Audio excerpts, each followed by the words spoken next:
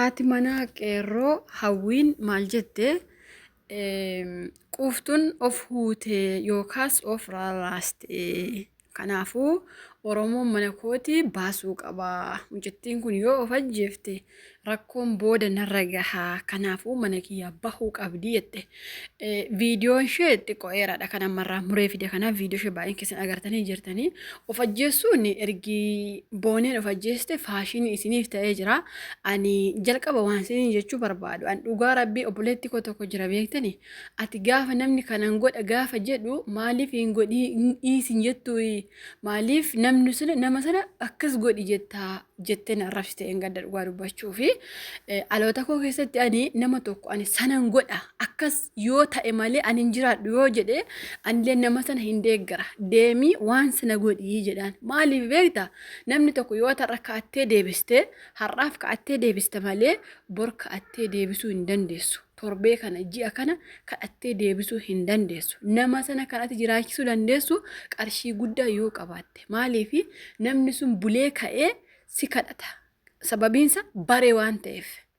An deemee of ajjeesamoo fiddaa siin jira borullee. Borullee nama sana hin bittamoo akkam goota. Kanaafuu nama sanaan of ajjeesuu qajeele jedhe bitiire karaa nagaa jedhin. An dhugaa rabbisin hin jiru.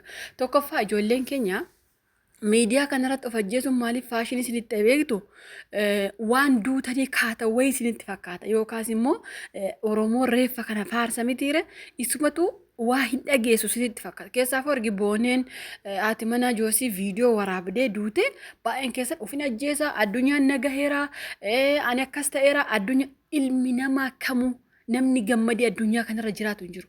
Hundi gubatee bukoo isaa okfatee ciinca'ee otoo keessa nama kanaa bantee ilaalte ofii kee immoo deebistee of jibbitaa jechuudha. Kanaaf ijoolleen baay'een keessan ani of ajjeesa, ani addunyaan jibbe, ani kana ta'e, ani sana ta'e, wayini ani fudha warri jettani karaan dugdaan daaqoo isiniif haa ta'u.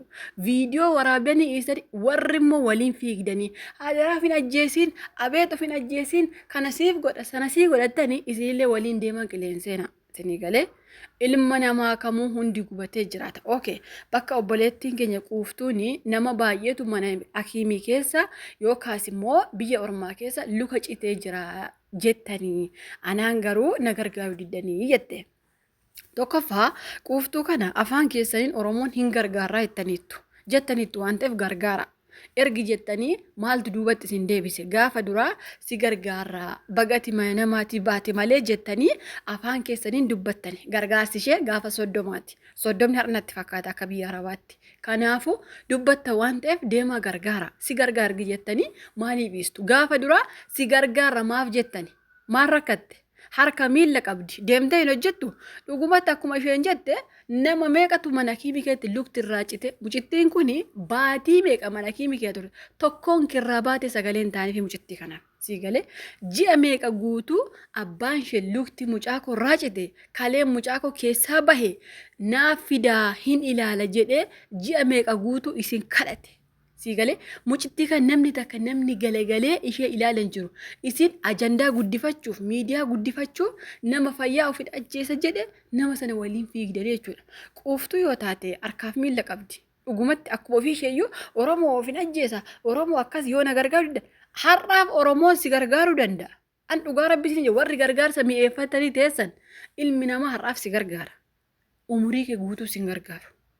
Si'i harkaaf miila qabdu miti. Quuftuuti harkaaf miila qabdu miti. Harkaaf miila nagaa sammuu nagaa qabdu miti. Mucittii ciccittee mana kiimikeessitu kana Oromoon takkaa qofaa ishee gargaara. Achii booda carraa mucittii kana maal beekta? Itoophiyaatti galtee karaatti baatee wayyaa afattee kadhachuu carraa mucittii kana. Maaliif harkaaf miila hin qabdu mucittiin kun kalee isheellee waa hundaa ishee abdee jirti. Sigalee carraa mucittii kana maali yoo jette Itoophiyaa galtee karaatti baatee kadhachuudha. Sigalee maaliif Oromoon takka qofaas gargaara.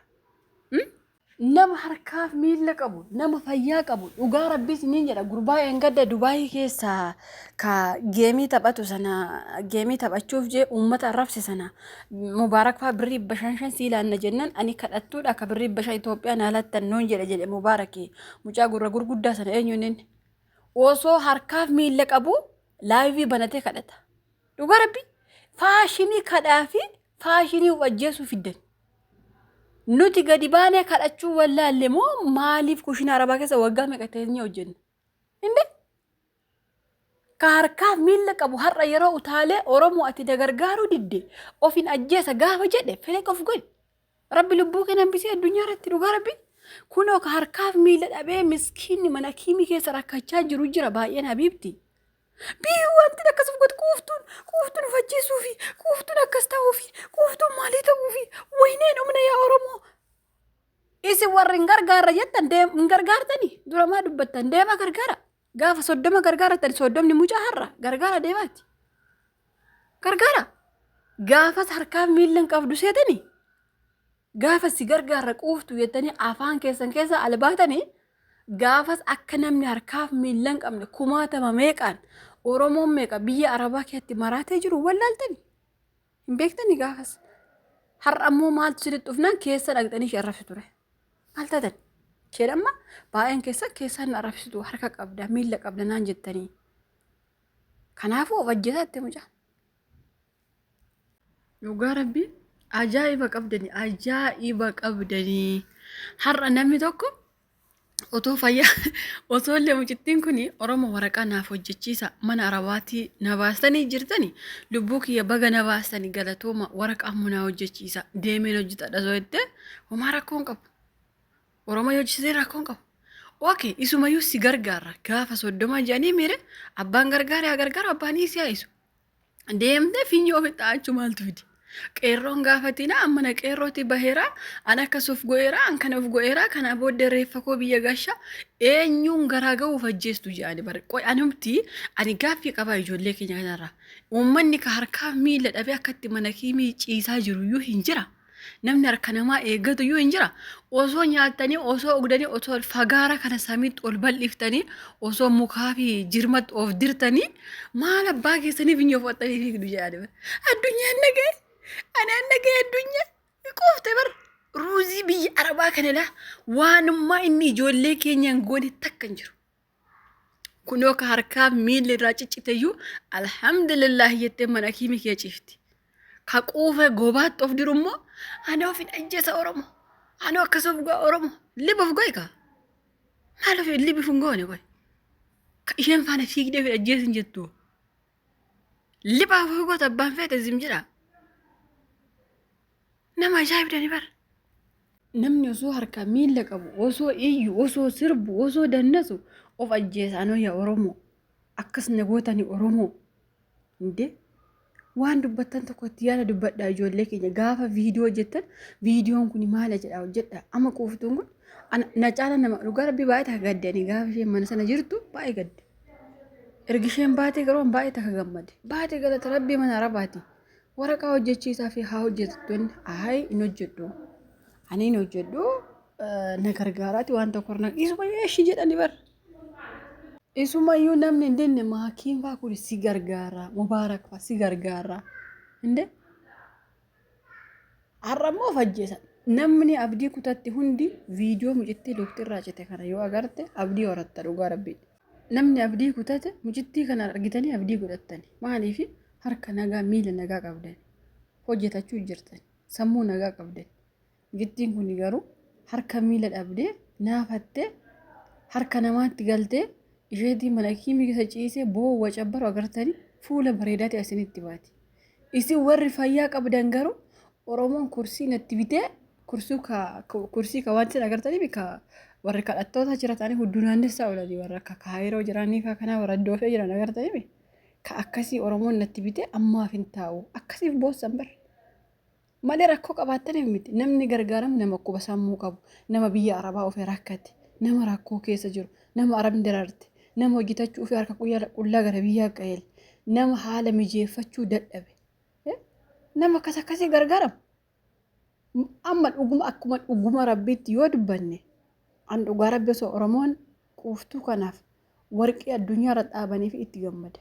Sigale maaliifi seenaa ishee himatti mana namaatti guddadhe haati koo rakkattu okay hundi keenya mana namaatti guddanne haati keenya rakkattu garuu akkasumatti oolu taatanii ergi Oromoon naa gochuu dijeemmoo anu fajjeessa yoo dalagatte Oromoo yoo qarshiitiin dadhabdan yoo qarshii guddanaa kennuu dadhabdan waraqaa naa hojjechiisa inni hojjetadha yoo itti maa rakkoo qaba. Har'a Oromoon dide ani bakka of ajjeesa mana qeerrootii bahee qeerroo maqaan ina. An nama akkasiif hin boo'ullee dhugaa rabbi nama quufee of ajjeesu hin boo'an. Dhugaa rabbi si jedha hin boo'u. Quuftuu akkasii osoo of ajjeeftee warra akka quuftuu mijittee utaaltu kana of ajjeesaa uumaa addunyaarra faayidaa hin qabdanii. Dhugaa rabbi rakkataan hammi kun osoo mana kiimii keessa jiranii fagaara bantanii sinan irra asirra. Kan luka abdee jirtu iyyuu sagaleen taanee fi kan luka fagaara banaa ooltuuf sagalee taatan. Sagalee osoo namummaa qabaatanii mucittii kana yoo biyya ishee gashitan mucittii lukti irraa ciccite kana fuutanii abbaa ishee bira geessan silaa yoo kana. Sagalee quuftuu asirra akkuma maqaa ishee quuftuu mucayyoo. Sagalee mucayyoon quuftu. Nama quufeen of ajjeesa jedhanitti immoo maal abbaa keessaa isa deemtanii laagaan itti bantarre filaqa ofaa gootu kaa maal sinii goonaree yoo duute maal rakkattee duute jechuun quuftuu of ajjeesuuf maal sinii goonaree ijji keessa hin argu mucittii kana akkamitti sin jalaa ofatte warri quuftuuf sagalee ta'aa ooltan kamiilla abdii kan akkamitti sagalee ta'uuf dadhabden gaaffii kiyyaa maaliif waan maal taateef moo gargaarsa gandaa wal qooduu eegaltanii